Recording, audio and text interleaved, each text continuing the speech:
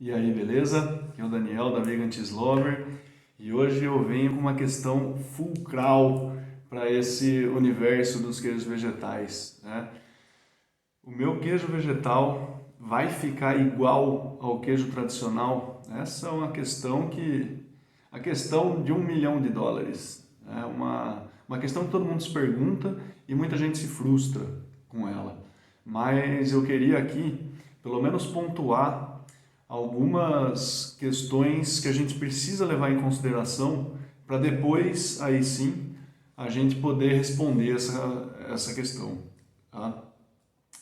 Primeiro de tudo, a gente precisa entender o que é um queijo tradicional.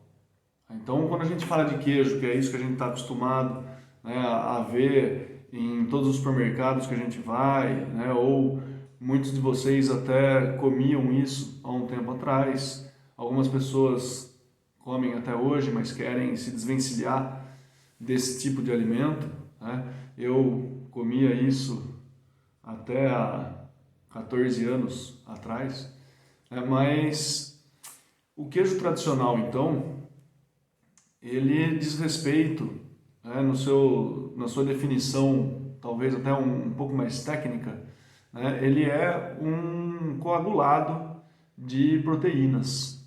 Tá? Ou seja, tem um processo de coagulação das proteínas do leite do animal, e aí seja uma vaca, seja uma búfala, uma ovelha, uma cabra ou até mesmo burra, né?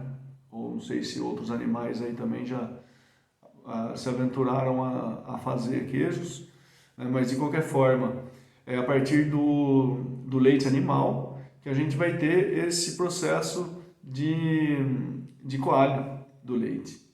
Né? E esse coalho, ele é na questão das proteínas. Então, a hora que a gente olha para um queijo tradicional, a gente tem ali uma concentração proteica.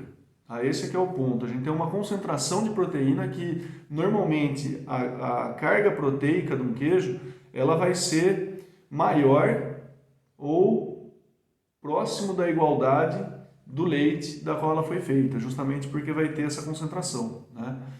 E isso daí, para fazer isso, tem algumas técnicas que são utilizadas há milhares de anos, né? Desde que começaram com essa história de coalhar o leite e fazer disso um alimento que fosse menos perecível que o leite, né? E o intuito do surgimento do queijo foi esse, né? Foi dar um prazo de validade um pouco maior para o leite, ainda que o seu formato fosse outro, né? Então, existem técnicas para isso acontecer, tá? E alguns procedimentos. Então, hoje em dia, quando a gente fala de queijo, a gente tem primeiro esse processo de coagulação, depois há um processo de acidificação desse coágulo e depois um outro momento que ele pode acontecer ou não, né? Não é extremamente necessário, alguns não chegam nesse processo, mas é um processo de maiores transformações das proteínas que estão ali através do envelhecimento. Então tem alguns queijos que não são envelhecidos e aí não passam por esse processo de transformação das proteínas. Tá? Bom, então entendido isso, o que é um queijo tradicional, a gente precisa agora ver a outra parte, o que é um queijo vegetal. Né? Assim, as questões de nomenclatura, né, que isso daí acho que é uma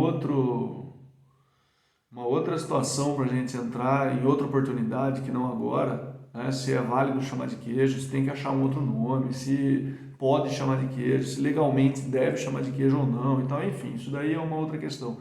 Mas vamos entender essa contraparte vegetal do queijo tradicional enquanto queijo vegetal, tá? O que vem a ser, então, o queijo vegetal? Bom, uma definição mais rápida para queijo vegetal é uma imitação vegetal dos queijos tradicionais, né? Algo que se aproxime em textura, em sabor, em aroma dos queijos tradicionais, né? Como imitação, isso parece ser relegado a um segundo plano, né? Até um terceiro, quarto plano, né? Enquanto a gente coloca como imitação de uma coisa. Mas, por outro lado, a gente pode até ter uma outra definição. Não que anule essa primeira, mas que a gente possa colocar ao lado dessa primeira e vocês já vão entender por que ela pode ser colocada ao lado e não anular completamente a primeira. Tá? Essa segunda classificação pode ser que o queijo vegetal ele é uma coagulação das proteínas do leite vegetal, ou seja, um concentrado de proteínas no qual esse queijo vegetal ele vai ter uma quantidade de proteínas maior ou quase próximo do leite que foi usado para fazer. Olha só como a definição ela ficou praticamente a mesma de um queijo tradicional. A única coisa que mudou foi o caráter do leite. Em vez de usar o leite animal, a gente está usando o leite vegetal. Então, o processo de produção de um queijo vegetal, ele contaria com a coagulação do leite, depois um processo de acidificação desse coágulo e depois pode entrar um terceiro processo, que aí nem todos os queijos vegetais eles acabam por se utilizar desse terceiro processo, mas é um processo que conta com uma transformação das proteínas do queijo através do envelhecimento. Olha só, eu estou até rindo porque é a mesma definição, né, que eu estou usando aqui, tanto para o queijo tradicional quanto para o queijo vegetal, e realmente a única coisa que muda é a condição do leite, se um é animal e o outro é vegetal. Tá? Bom, dentro disso, o que vai diferenciar um queijo tradicional e um queijo vegetal para essas definições, né, vai ser a origem do leite e só. Porque em termos de processo, é possível a gente colocar ou se utilizar dos processos tradicionais de produção de queijo para o mundo vegetal, né? E aí sim a gente ter exemplares que tecnicamente poderiam ser considerados de fato um queijo, né? E não uma imitação, tá? Mas sim um queijo de repente. Agora, quando a gente fala de imitação, na verdade estamos falando de alguns exemplares que eles podem ser feitos sem a utilização das técnicas tradicionais. A gente usa outras técnicas de produção que não tem nada a ver com a queijaria tradicional, mas que no fim das contas a gente pode ter um produto final que se assemelhe ao queijo, nos seus aspectos de textura, de sabor, né? Que na verdade é isso que importa. Um dos pontos importantes aqui é a experiência sensorial. Tá? Eu acho que de repente essa é a que está acima de tudo. Depois a gente vai ver questões nutricionais e tal, esse tipo de coisa. Mas a experiência sensorial, ela parece ser primária. Né? Ou seja, quando a gente prova um queijo vegetal, a gente tem que entender aquilo lá realmente como se fosse um queijo, né? Fizesse parte desse mundo dos queijos, mas é um tipo vegetal. Assim como tem um tipo animal Roquefort, pode ter um tipo vegetal Roquefort, no qual os dois são entendidos como queijo. Né? Bom, mas aí, quando a gente está falando dessas questões para sabor, para textura, né, se o queijo vai ficar igual a um queijo vegetal, aí algumas coisas elas são um pouco interessantes da gente trazer à mesa. Tá? Porque se a gente imaginar um queijo tradicional feito com leite de vaca e um queijo tradicional feito com leite de cabra, vai ser igual? Sem chance, né? Não vão ser iguais. Muitas vezes a gente tem vários queijos feitos com leite de vaca e eles são diferentes, né? Então, a gente precisa dar um passo atrás primeiro com essa questão, se o meu queijo vegetal ele vai ser igual a um queijo tradicional. Primeiro, do que a gente está falando enquanto queijo tradicional, né? Porque hoje em dia, assim, por estimativas, né, é impossível, acho, fazer um levantamento total, né, de todos os tipos existentes no mundo de queijo. Mas a estimativa é que existam pelo menos 2.200 tipos de queijo no mundo, tá? E isso, eles não são iguais. Eles são 2.200 tipos que são diferentes entre si. Tá? Se a gente pegar, ainda considerar, por exemplo, um parmesão feito na Itália e um parmesão feito no Brasil, eles vão ser diferentes, né? E são tipos diferentes também, devem ser tipos diferentes. Então somaria-se a isso ainda, né, essas diversidades regionais. Porque, inclusive, imagina só, se a gente pegar o mesmo leite e fazer dois queijos com bactérias diferentes, a gente vai ter dois produtos diferentes também, não vão ser iguais, tá? Se a gente pega um leite de vaca, faz um queijo, um leite de cabra, faz um queijo, vão ser produtos diferentes. E se a gente pegar um terceiro leite, qual seja de amêndoa, e a gente fizer um leite também, vai ser diferente, tanto quanto o da cabra e o da vaca, né? Então, a gente vai ter essa diferença entre os queijos tradicionais.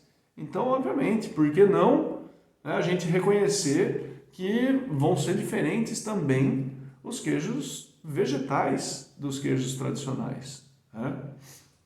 Agora, quando a gente fala de produção de queijo, não é só bactéria que muda também não, né? Muitas vezes tem a própria alimentação dos animais, né? Como que ele está sendo alimentado. Só para terem uma ideia do que isso representa em termos de alimentação, no Brasil, eu trabalhava numa cervejaria e os resíduos, né, o bagaço do malte, quando a gente fazia a cerveja e tal, a cerveja é líquida, né, mas ela parte de algo sólido, que é o malte, é a cevada, né, a cevada maltada, muitas vezes o trigo maltado, né, ou às vezes aveia em flocos, enfim. Você tem uma gama de cereais que eles vão ser colocados em água, né? Então a gente vai ter uma infusão ali para extrair o açúcar desse cereal. Aí depois a gente filtra isso. A gente passa esse líquido, né, que seria um extrato desses cereais, que está super açucarado, e aí ele já passa a ter um outro nome, ele é chamado de mosto. Ele vai para uma panela diferente e esse resíduo que ficou aqui, o bagaço de todo esse malte, ele é descartado, né? Vai embora. E nessa fábrica que eu trabalhava, eles não jogavam fora esse bagaço, mas eles davam para produtores locais, fazendeiros locais, né? Então tinha muita gente que tinha ali algumas vacas ou algumas cabras, galinha, coisa assim, e eles iam buscar esse malte, né, esse bagaço de malte, para dar para os animais como alimento, né, e não só ficar alimentando como ração. E teve uma vez que eu estava conversando, porque essas pessoas que pegavam, né, como o bagaço era dado, a gente não cobrava por isso, eles muitas vezes ficavam assim tão agradecidos por isso, que muitas vezes eles levavam coisas na fábrica para dar para os funcionários, né? Eu nunca recebi isso porque logo no começo eu já tinha deixado claro para eles que eu não consumia isso, né? E aí tinha um deles que me trazia frutas. Eu achava muito interessante. E aí, maravilha, né? Mas tinha um deles, quando eles trouxeram, a primeira vez que eu vi eles trazendo um queijo, né, para dar de presente ali para os funcionários, conversando um pouco com eles e tal, ele era fabricação própria, né? E aí eu perguntei, eu falei, mas isso daí faz diferença mesmo? Ele falou, rapaz, a diferença a gente sente já no dia seguinte que elas comeram o bagaço do malte, na qualidade do leite que vai sair ali, no sabor do leite vai ser diferente. E aí então você imagina, se você já tem uma matéria-prima que ela foi modificada pelo alimento do animal, o queijo final, certamente, ele vai ter também qualidades diferentes. Então, a alimentação do animal, ela também vai contribuir para essa diferença. A altitude também dizem que contribui para o aspecto final do queijo, né? Fora a questão dos blends. Você pega, por exemplo, tem um queijo italiano que é vendido no Brasil, o Bitto Histórico, que é um dos mais caros, chega a custar acho que uns 3 mil reais o quilo, né, desse queijo no Brasil. Ele é feito de um blend de 90% de leite de vaca e 10% de leite de ovelha. Então a questão dos blends para a queijaria tradicional também abre um novo leque, né, de você pegar porções de leites diferentes, vão trazer queijos diferentes. Mas no mundo vegetal, a possibilidade de blend ela é muito maior, né? Porque a gente tem muito mais insumos para trabalhar, né? A gente tem muito mais ingredientes para poder trabalhar com isso. E muitas vezes o blend, para nós, dessa queijaria vegetal, ele é muitas vezes necessário até, justamente pela qualidade dos leites que a gente está utilizando, né? Ou da matéria-prima que a gente está utilizando. Porque, por exemplo, se a gente usar feijão branco para fazer algum queijo, a gente vai ter uma carga de proteína que vai ser muito grande e outros macronutrientes vão faltar. A gente vai ter uma deficiência de gordura, por exemplo. Tá? E a questão dos carboidratos também, vai ter um pouco menos de carboidrato. Então a gente precisa compensar isso, fazendo um blend com outras coisas. Por exemplo, alguma coisa que seja rica em gordura, um pouco mais do que proteína e carboidrato. A macadâmia, por exemplo. Então, se a gente for fazer um queijo com feijão branco e usar macadâmia, a gente vai conseguir buscar um equilíbrio um pouco maior, né? A gente tem, né, uma castanha que tem esse equilíbrio maravilhoso para a gente poder usar, né? Eu já falei sobre ela aqui, tem um dos vídeos do canal aí, fala exclusivamente sobre a castanha de caju. E ela tem esse equilíbrio maravilhoso entre esses macronutrientes, né, que são a proteína, a gordura e o carboidrato. Tá? Agora, fora a castanha de caju, o que a gente for fazer com outras matérias-primas, por exemplo, todas as outras castanhas que a gente for usar, ou as leguminosas que a gente for usar, inclusive soja, feijões, ervilha, lentilha, ou sementes de abóbora, semente de girassol, semente de cânhamo, né, semente de gergelim, qualquer outra matéria-prima que a gente for usar, a gente vai precisar compensar com alguma outra coisa, né? Fazer um queijo vegetal com poucos ingredientes, assim, não é difícil, tá? Mas com o mínimo de ingredientes possível, aí tem que ser a castanha de caju, para ficar equilibrado, claro, né, às vezes pode ser que, né, como o gosto das pessoas é diferente, então muitas vezes alguém pode gostar um pouco mais de um outro tipo, né, de equilíbrio. O próprio equilíbrio ele pode ser relativo. Mas enfim, é por isso que muitas vezes quando a gente faz ou tenta fazer só um queijo com semente de girassol,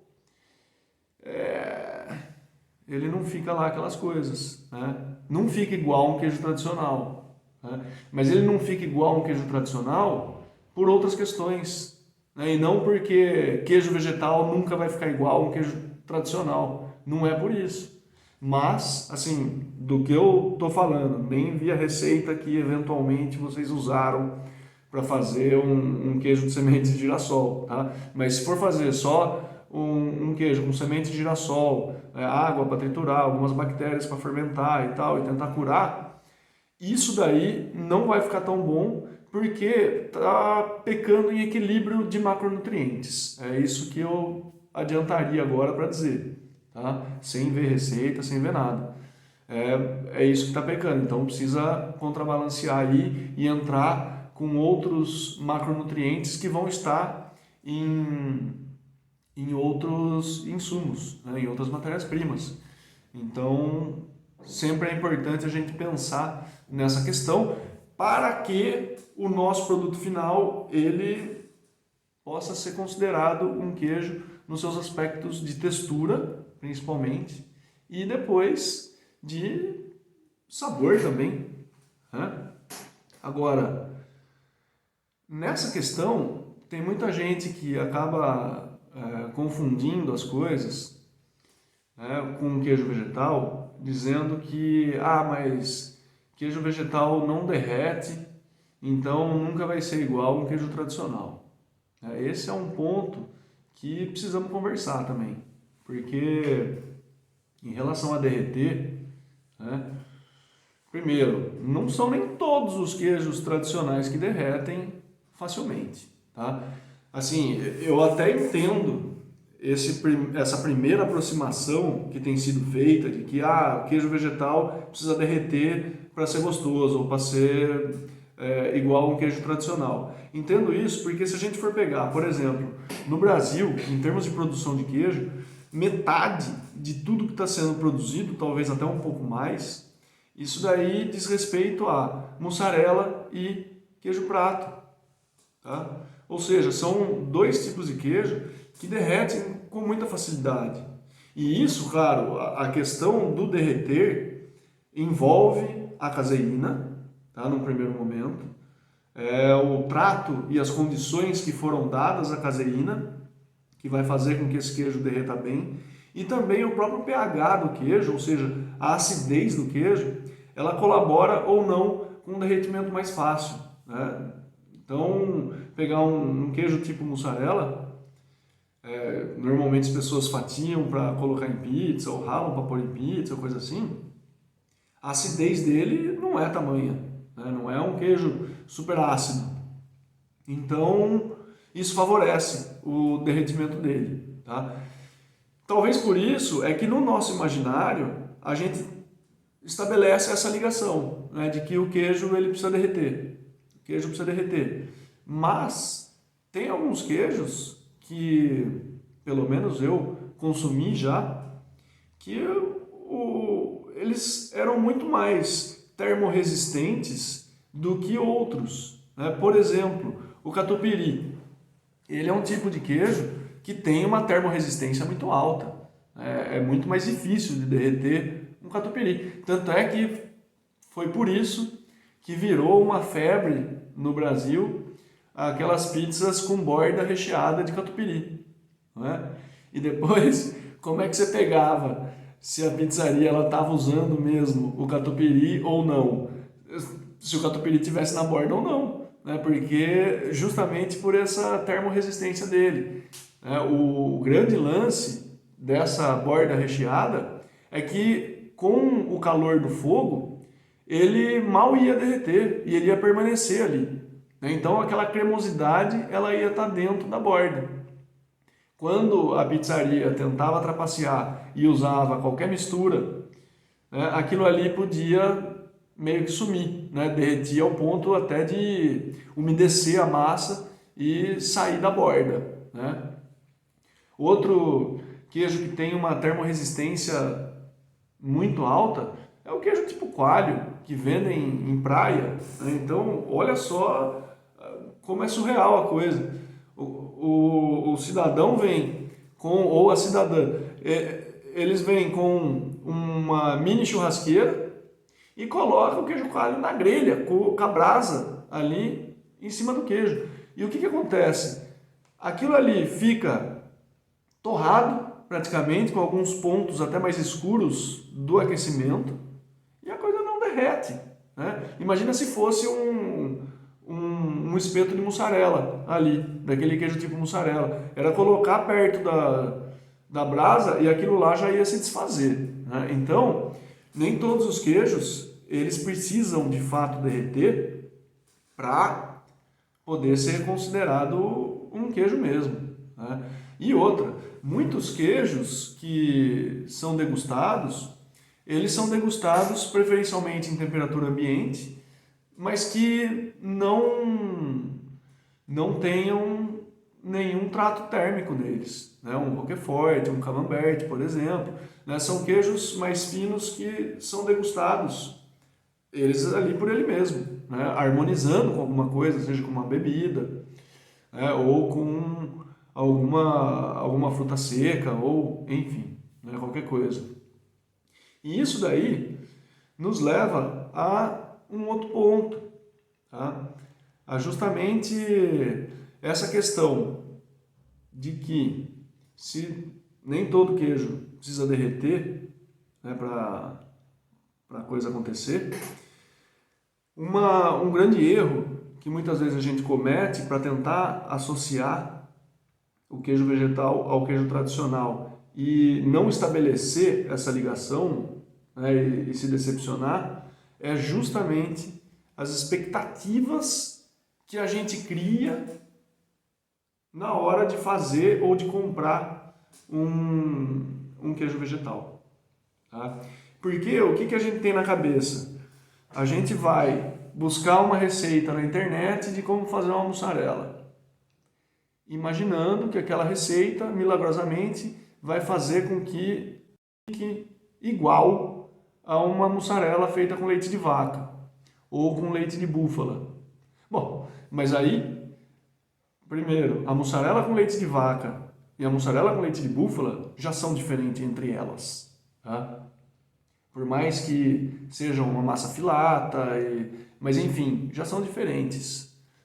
A porcentagem de gordura aí já traz uma diferença salutar entre essas duas mussarelas. E depois, você vai fazer uma mussarela, você vai usar um leite de soja ou um leite de amêndoa, vai ser diferente também, né?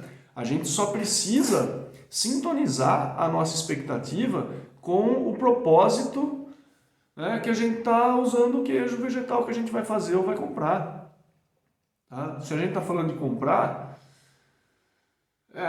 talvez seja um pouco mais complicado, porque a gente lê os ingredientes ali e maravilha, acredita, né? Agora, se a gente faz, a gente está já com um objetivo na cabeça.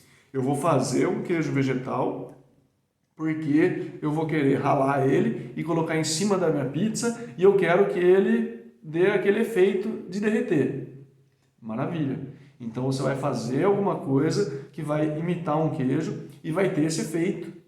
E vai fazer para isso, tá? Esse é que é o ponto. Ou o contrário, se você faz um queijo de castanha de caju, fermentado, foi curado, e ele dá para ralar até. Você fala, eu vou pôr ele ralado em cima da pizza. Achando que ele vai derreter, vai se decepcionar. E aí vai falar, isso aqui não parece queijo mesmo. Então, estão percebendo como que as nossas expectativas, elas podem trabalhar em nosso favor ou contra, né, essa questão? Esse que é um ponto muito importante. E outra, até nesse quesito da mussarela vegetal, por exemplo, se a gente quer fazer uma mussarela vegetal para colocar em cima de uma pizza e ela ter esse efeito derreter, é uma coisa. E ela não vai ser a mesma, ou pelo menos não é que não vai ser a mesma, mas a gente pode ter um outro caminho tecnicamente a seguir para fazer uma mussarela que vai para uma brusqueta, por exemplo, e vai ficar muito boa.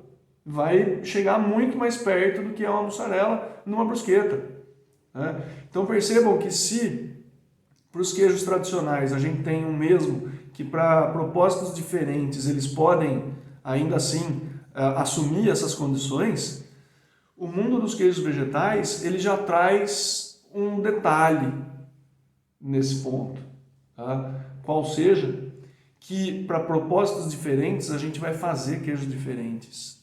Esse é o ponto. Dificilmente a gente vai ter um queijo feito que ele vai ser validado para 2 ou 3 propósitos diferentes.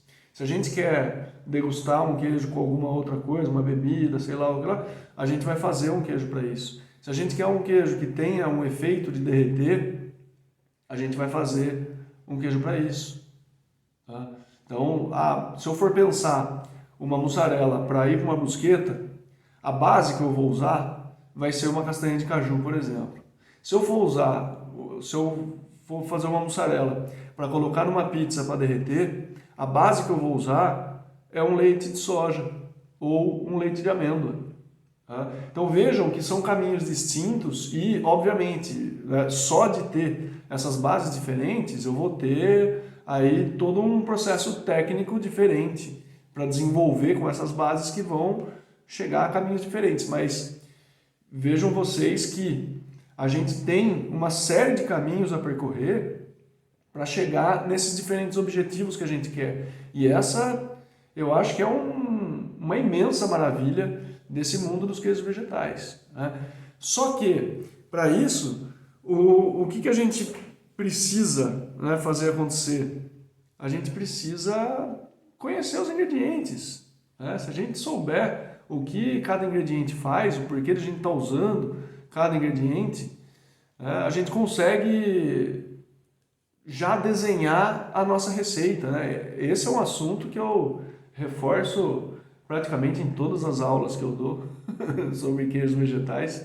Eu reforço isso, né? Que a gente precisa conhecer o que está por trás dos ingredientes, quais as propriedades dele, o que eles fazem na receita, por que a gente tem a tapioca sendo usada, por que o óleo de coco está sendo usado, por que a gente está usando levedura nutricional, o que pode substituir, o que não pode substituir. Então tem todas essas questões que a gente precisa entrar em contato para a gente poder ter como um guia, né? Justamente para que a gente não tenha nossas expectativas frustradas com receita de internet, porque a gente vai pegar uma receita, vai ler, e tá falando para usar isso, vou usar, tá falando para usar isso, vou usar, tá falando para usar isso, vou usar, e não sabe por que está usando, quando às vezes tem uma coisa e fala, opa, mas isso aqui tá meio estranho, sério mesmo que está falando isso? Eu acho que não, de repente, né, não vou nem usar porque eu sei já que não vai dar certo, ou vou testar de forma cética, mas pode ser que não dê certo, e aí ou vai confirmar ou não o que tinha na cabeça. Né? Mas de qualquer forma, quando a gente alinha os propósitos para quais os queijos vegetais vão servir, quando a gente alinha isso com as nossas expectativas, né, sabendo quais são os nossos objetivos sensoriais, né, o que a gente quer em termos de textura e de sabor, a gente vai começar a fazer maravilhas na nossa cozinha, ao ponto de realmente esquecer os queijos tradicionais. Tá? Eu tenho plena convicção de que vocês conseguem fazer um queijo tipo Roquefort que vai ser um sucesso com todas as pessoas, sejam elas veganas ou não veganas, justamente porque a gente tem as bactérias que fazem toda a acidificação para o queijo Roquefort acontecer e os fungos que fazem aquele mofo azul surgir disponíveis para o uso vegano. É uma questão de a gente trabalhar técnicas e chegar nesses queijos. Espero que isso daqui tenha dado um alento no coração de vocês, para que vocês reflitam um pouco mais também e não se exijam demais na cozinha. A gente tem um longo caminho a percorrer nesse mundo dos queijos vegetais. Até uma próxima.